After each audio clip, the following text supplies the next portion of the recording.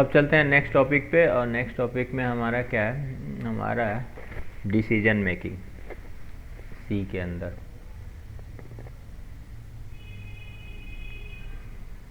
If else statement. If statement को पहले समझ लेते हैं। इफ स्टेटमेंट में क्या होता है कि हम केवल चेक करते हैं ये सही है या गलत है। सही होने पे यह काम इस वाले कोड को रन करो, गलत होने पे इस वाले कोड को रन करो। तो यहाँ पे मान लीजिए कि हमने दे दिया int A, if A less than 20, A is less than 20, value of A in something. तो यहाँ पे हम इस तरीके से कर लेंगे। यहाँ से करेंगे कॉपी, यहाँ पे जाएंगे सी में, क्लास नंबर 10 में,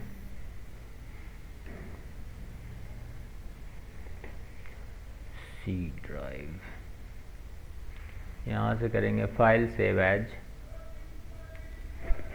डिसीजन स्टेटमेंट, क्लास नंबर 10,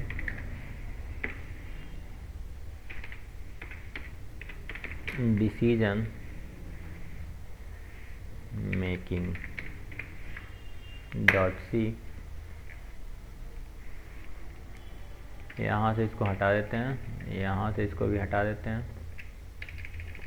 बस देखिए आपको कोई भी इसमें अंतर नहीं लगेगा, केवल इनपुट और आउटपुट का अंतर है इसमें, बाकी सब वैसा ही है जैसा आपका C++ में था।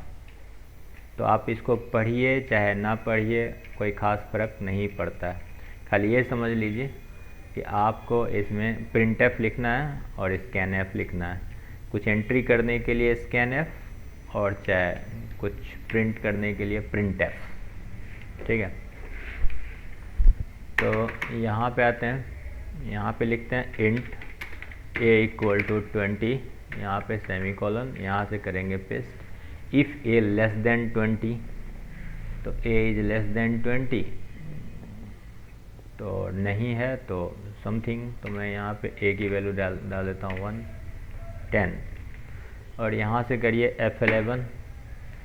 तो अभी ये लेस देन 20 है, तो लेस देन 20 में क्या बोलेगा, a is less than 20, check मिलेगा, ट्रू मिलेगा, और यहाँ बोल रहा है लेस देन 20, और वैल्यू क्या है 10 है।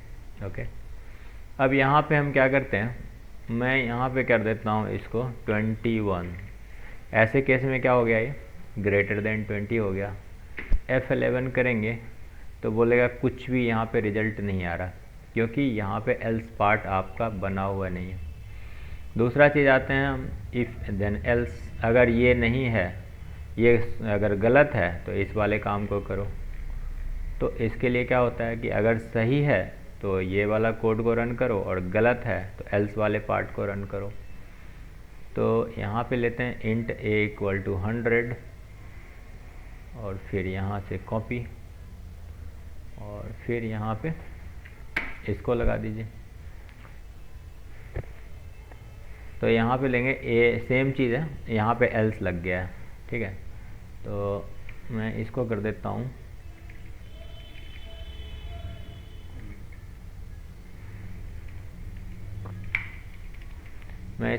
हूँ कमेंट। और ऐसे केस में क्या है कि आपको दोनों चीज़ लगा हुआ है, अगर गलत है तो भी रिजल्ट देगा, सही है तो भी रिजल्ट देगा। यहाँ से करिए F11, सही हो तो देगा less than, is not less than 20, is not. तो यहाँ पे एल्स में क्या है, इज़ नॉट लेस देन 20, और अगर सही होता तो इज लेस देन 20। इफ़ और एल्स समझ में आ गया। अब चलते हैं if else if else if else, मतलब कई सारे कंडीशन को यूज़ करेंगे यहाँ पे। तो यहाँ पे आ जाते हैं इसको,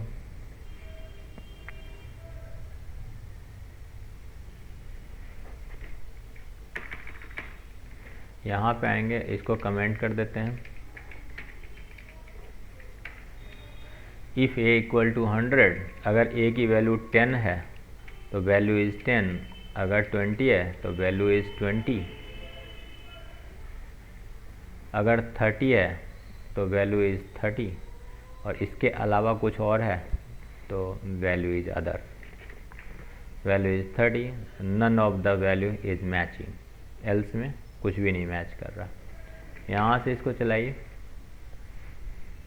तो यहाँ पे हमें वैल्यू दे रखा है क्या 100, तो ना तो ये चलेगा ना ये चलेगा ना ये चलेगा, केवल चलेगा एल्स वाला पार्ट क्योंकि वैल्यू 100 है। तो यहाँ से करिए रन F11। यहाँ पे इंट कह रहे आप 2 बार जो है वेरिएबल में वैल्यू असाइन कर रहे हैं, तो यहाँ पे इसको डिलीट मार देते हैं हम, सॉरी डिलीट मार दिया।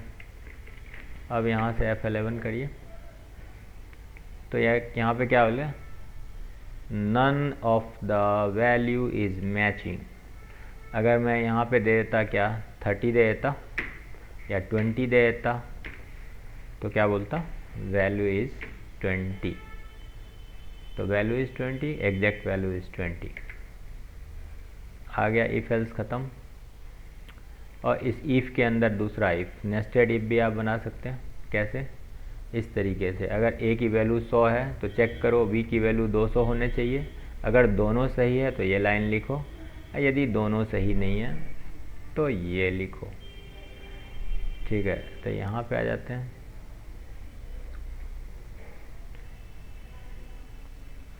यहाँ पे बी की वैल्यू स्टोर कर देते हैं इसमें, बी की वैल्यू स्टोर कर दिया।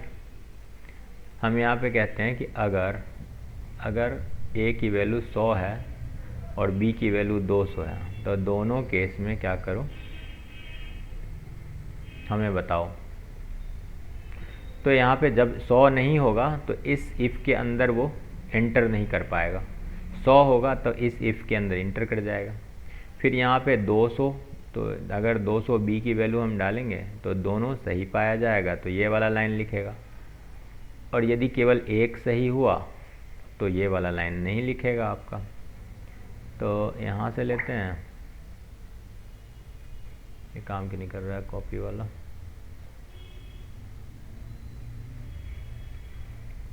ऊपर से करते हैं ऐसे।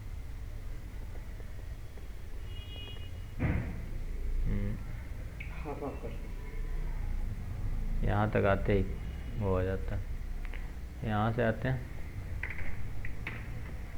इफ़ ए की वैल्यू 100 है और बी की वैल्यू 200 है तो ये वाला लाइन को चलाओ।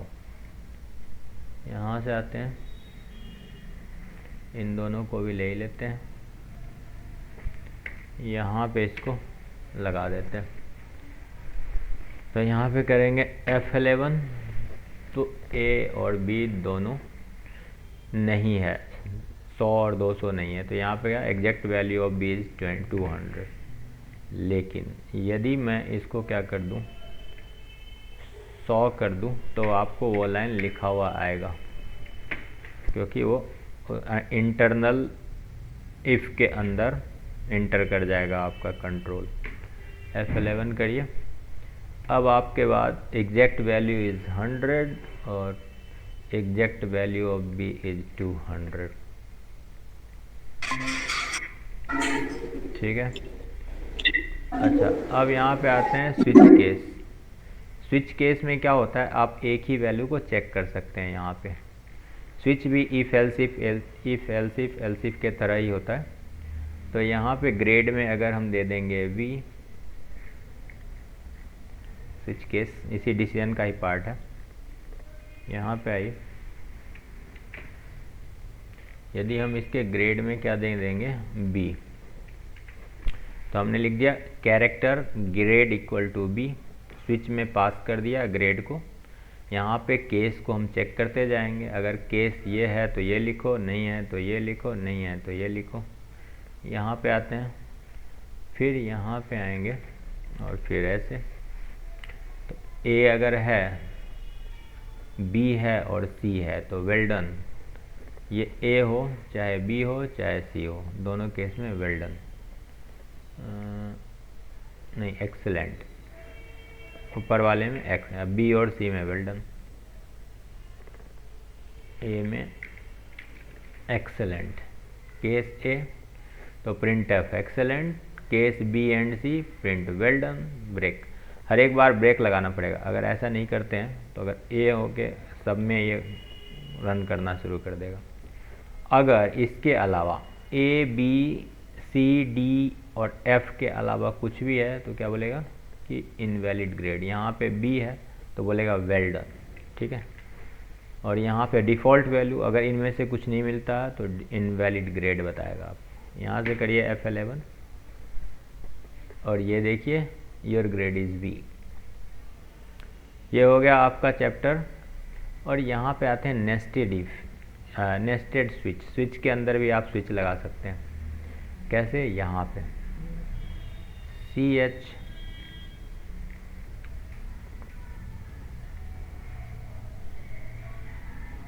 नेस्टेड स्विच लगाते हैं।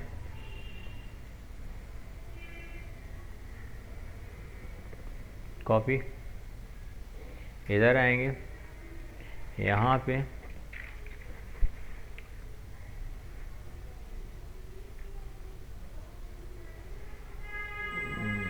इसको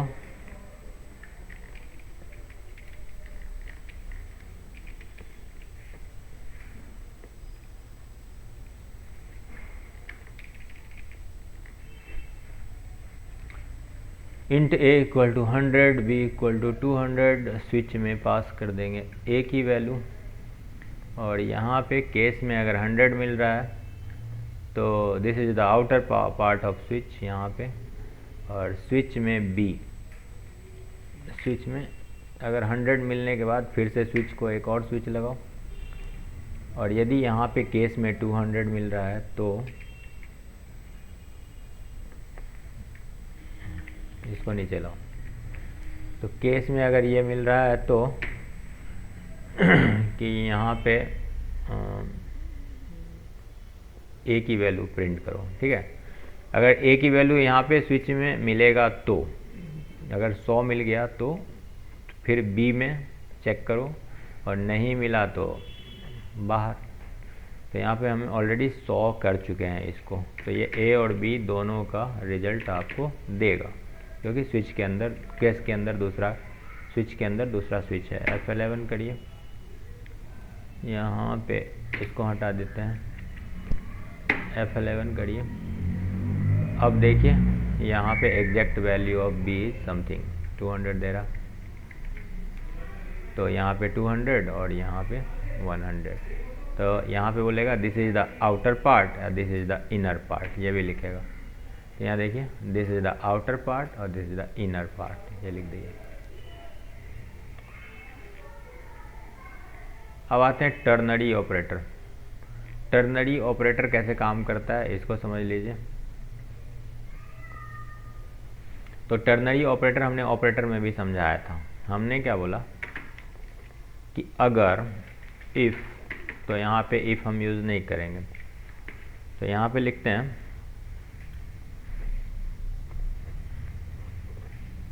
अगर ए की वैल्यू ग्रेटर देन 100 हो,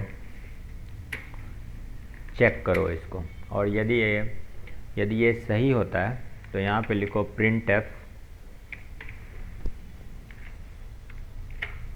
और यहाँ पे ग्रेटर देन 100, ए ग्रेटर देन 100। और अदरवाइज हम यहाँ पे क्या लिखेंगे? प्रिंट एफ, प्रिंट एफ और यहाँ से ए लेस देन 100 ये लिख देते हैं। यहाँ पे सेमीकोलन लगाएंगे, यहाँ से प्रिंट करेंगे, यहाँ से F11 करेंगे और